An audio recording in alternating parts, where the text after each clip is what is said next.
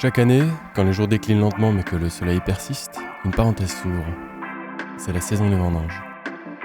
Sous un ciel d'un bleu tenace, des mains venues de France, de Belgique, d'Italie et d'un peu partout ailleurs se croisent et s'activent.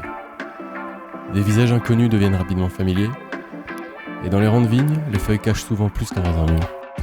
Elles révèlent des compagnons de discussion, de rire, parfois même d'aventure.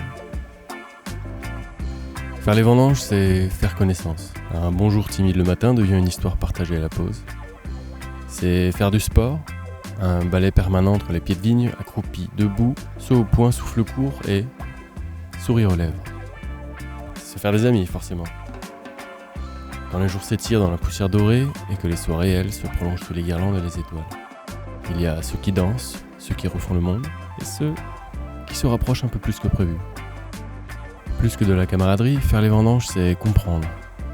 Comprendre le vin, non plus comme un simple produit, mais comme une histoire, une matière vivante.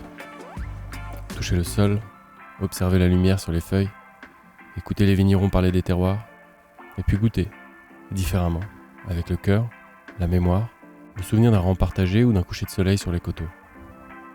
Il y avait du travail, bien sûr, beaucoup, mais aussi cette légèreté rare, celle d'un été qu'on refuse de laisser partir.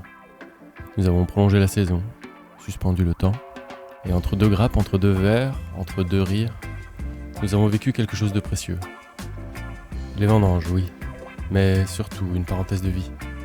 Un moment hors du temps, gravé dans nos mémoires, comme un millésime que l'on n'oublie pas.